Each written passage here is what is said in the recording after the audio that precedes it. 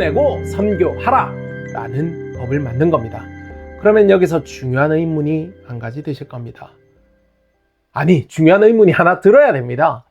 어떻게 한국교회에 선교에 이렇게 중대한 영향을 미치는 법이 변경되었는데도, 그것도 지난 2월 27일에 변경되었는데 거의 반년이 지나도록 한국교회는 왜 잠잠했냐?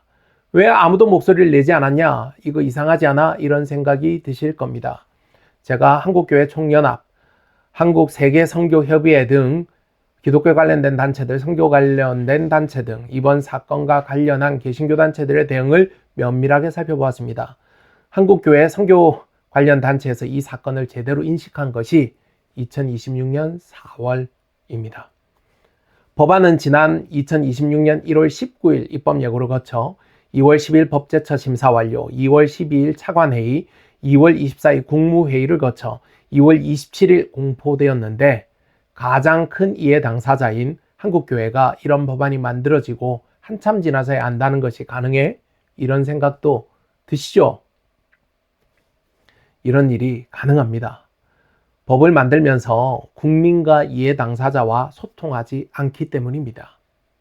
우리는 법을 만들고 너희들은 적용당하면 되고 법을 지키기만 하면 돼 하는 이런 간마인드가 중앙부처 공무원들 사이에 아직 만연돼 있는 겁니다.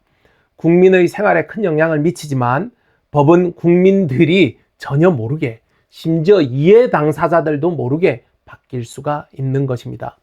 대한민국의 법령 체계는 다들 잘 아시겠지만 헌법, 법률, 대통령령, 총리령, 부령 이렇게 나눠집니다. 지방정부까지 살펴보면 더 있기는 하지만 오늘은 법 공부하는 시간은 아니니까요. 간단히 설명드리겠습니다. 대통령령은 시행령, 총리령이나 부령은 시행규칙으로 불리기도 하는데요. 헌법은 제정이든 개정이든 바꾸려면 국민투표를 해야 합니다. 만들 때도 국민투표, 바꾸려고 해도 국민투표를 해야 됩니다. 왜냐? 헌법은 최상위 규범으로 국민이 정하는 것이니까 그렇습니다. 헌법 바꾸는 것 국민이라면 헌법이 어떻게 바뀐다, 무슨 논의가 있다 이런 국민이라면 모를 수가 없습니다. 왜? 국민이 바꾸니까. 그럼 법률은 헌법에 위배되지 않는 범위 내에서의 규율이니까 헌법보다는 훨씬 세부적이지만 매우 큰 덩어리인 법입니다. 상속세 및 증여세법 이런 겁니다. 법률은 국회에서 만듭니다. 국회의원 혼자서 만들 수 있는 것은 아니고 발의할 때 찬성하는 동료 국회의원들도 모아야 하고 상임위도 거치고 공청회도 하고 토론도 해야 되고 최종적으로 재적의원 과반수 출석에 출석의원 과반수가 찬성해야 하는 과정을 지난하게 거쳐야 하기 때문에 국민들 누구라도 아주 작은 관심만 가져도 어떤 법이 만들어지는지 쉽게 알 수 있습니다. 문제는 이 시행령, 시행규칙이라고도 불리는 대통령령이나 총리령, 부령 요런 것들인데요. 이건 대통령, 총리, 장관이 만들 수 있습니다. 찬성 반대, 공청회 이런 눈치 안 봐도 됩니다. 말 그대로 대통령령, 총리령, 각부 부령이기 때문에 대통령의 의지, 총리의 의지, 각부 장관의 의지가 있으면 그냥 만들 수 있는 겁니다. 문제는 법률은 무엇을 할 것인가, 기본 원칙은 무엇인가 정도를 큰 틀에서 정하고 있기만 합니다. 시행령은 그 법률을 어떤 기준과 절차로 시행할 것인가를 정하고 있기 때문에 실제 국민들의 피부에 와닿는 현실적인 규제는 시행령에서 정하는 경우가 매우 많습니다. 예를 들어 상속세 및 증여세와 관련한 법률이 필요하니까 만들자. 이것은 국회가 하는 겁니다. 그런데 국회가 법을 만들면서 디테일한 거 다 넣지 않습니다. 상속세 및 증여세와 관련한 법률에서 큰 틀만 국회가 만들고 세부적인 내용은 법을 다 만들지 않고 나머지는 대통령이 결정할 수 있도록 하는 겁니다. 지금 상속세 및 증여세법 중 일부를 보고 계신데요. 제가 띄워드렸습니다. 분명히 법률은 국회에서 만들었는데 세부적인 내용은 대통령이 다 정합니다. 상속세 및 증여세법과 관련해서 주식 등 유가증권을 평가할 때는 대통령령으로 계산해야 되고 대통령령으로 정하는 바에 따라 평가해야 되고 대통령령으로 정하는 기한에 해야 된다. 이런 식인 겁니다. 이번 선교와 관련한 헌금, 자금에 대해서 세금을 물릴 수 있도록 한 조치도 이렇게 대통령령으로 만들어지게 된 것입니다. 국민들은 당연하고 이해 당사자인 종교계, 기독교계, 천주교계, 불교, 어떤 종교계와 단 한 번의 소통도 없이 법을 바꾼 것입니다. 법은 국민들의 삶에 영향을 미칩니다. 대한민국의 공무원들은 국민들의 삶에 영향을 미치는 법을 바꿀 때 이해관계자들로부터 의견을 수렴해서 만들도록 되어 있습니다.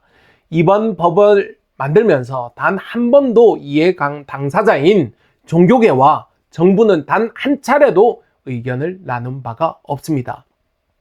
소관부처가 법을 만들고 개정하는데 그 법의 적용을 받게 되는 국민들에게 어떤 영향, 선한 영향은 무엇이고 부작용은 무엇인지 단 한 번의 대화를 하지 않고 법을 만든 겁니다. 1심, 2심, 3심 가면서 대법원의 판단까지도 전부 다 과세당국 니들이 잘못한 거야 라는 이런 판단을 받아놓고 그런 판단, 법원의 판단은 무시하고 재정경제부, 국세청 자기들의 마음대로 원래 본인들이 옳다라고 믿는 대로 법을 국민들 모르게 바꿔버린 겁니다. 너무 화가 나서 관련 법안 소관부처인 재정경제부로 연락을 했습니다. 어떻게 국민을 이렇게 무시할 수 있느냐? 법안의 이해 당사자인 종교계와 최소한의 소통은 해야 되는 것 아니냐? 이랬더니 저희는 입법 예고했고 관보에 게재했어요. 이러는 겁니다. 실소가 터졌습니다. 역시 대한민국 공무원 수준은 딱 이 정도밖에 되지 않는구나. 형편없구나. 행정절차법 제42조 제1항대로 했다는 이야기를 하고 싶었던 겁니다. 법대로 했으니까 저한테 뭐라고 하지 마세요. 이러는 겁니다. 책임이 없다는 거죠. 법제처 입법 예고에 올렸으니까 의무를 다했다는 주장이 얼마나 어이가 없는 주장인지 제가 말씀드리겠습니다. 지금 법제처 입법 예고에 올라온 내용 중이에요. 8월 7일 단 하루 만에 올라온 입법 예고명을 여러분들이 지금 보고 계십니다. 입법 예고는요, 하루에도 수십 건씩 쏟아집니다. 이렇게 법안이 쏟아지는데 알아서 찾아서 보라는 겁니다. 그러니 본인들은 의무를 다했다는 겁니다. 자, 이번에 한국교회 선교에 치명적인 영향을 미치는 법안을 제가 찾아봤습니다.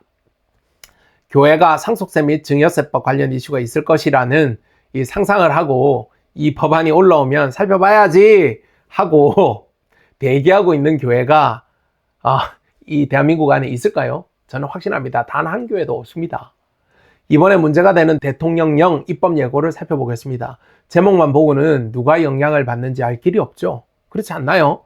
이 제목을 보고 이게 교회에 영향을 미치겠구나라고 상상할 수 있는 사람이 단 한 명이라도 있었을까요? 전부 상속세 및 증여세법으로 제가 지금 필터를 걸어 놓은 건데요. 전부 제목이 다 똑같지 않습니까? 이 제목만 보고는 내가 이걸 찾아서 읽어봐야 되겠다는 상상조차 할 수가 없습니다. 자, 이제 찾아서 들어가 보겠습니다. 상속세 및 증여세법 시행령 일부 개정안 입법 예고를 지금 보고 계십니다.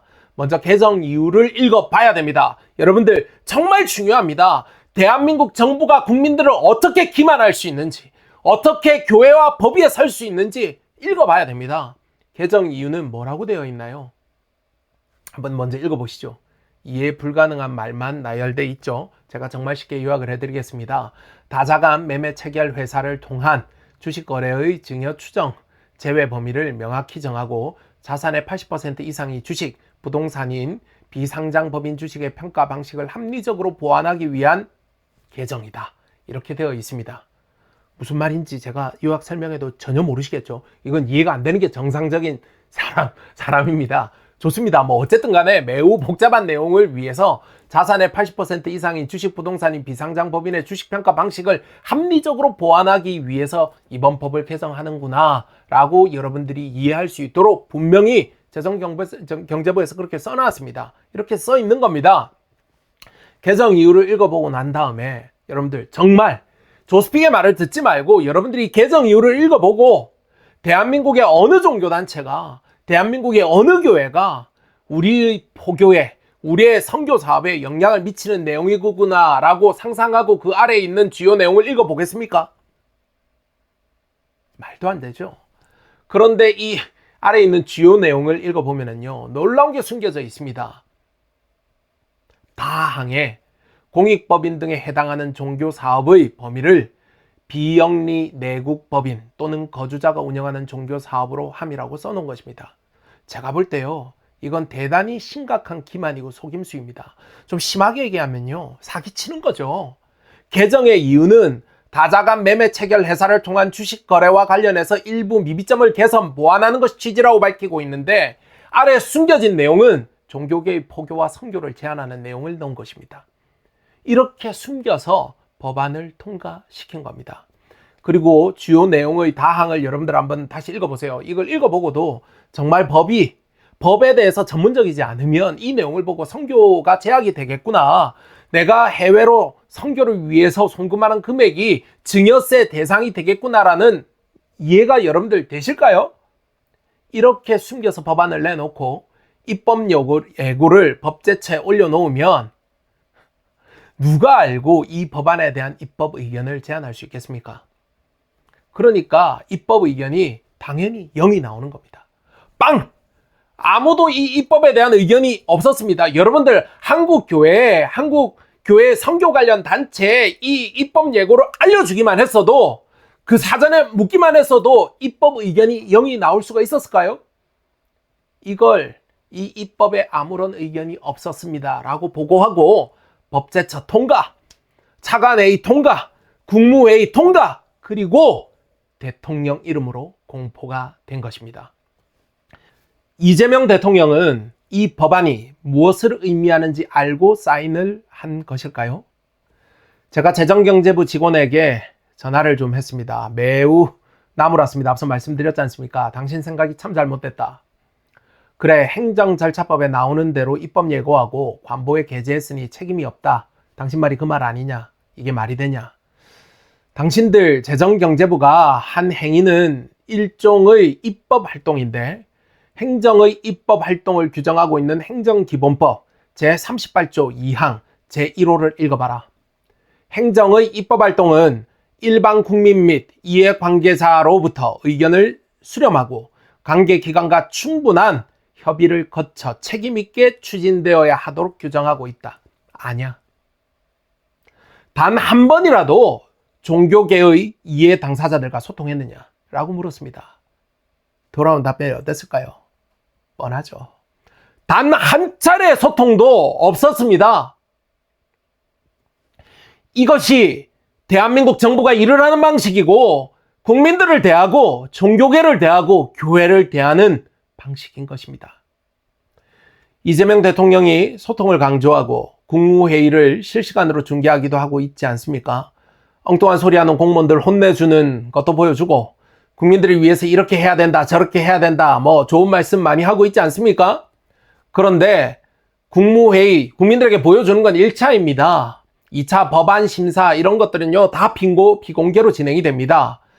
국민들 앞에서는 보여주고 싶은 모습 다 보여주고 실제 국민들이 알아야 될 치명적인 것들은 비공개로 전환되어서 회의가 진행됩니다.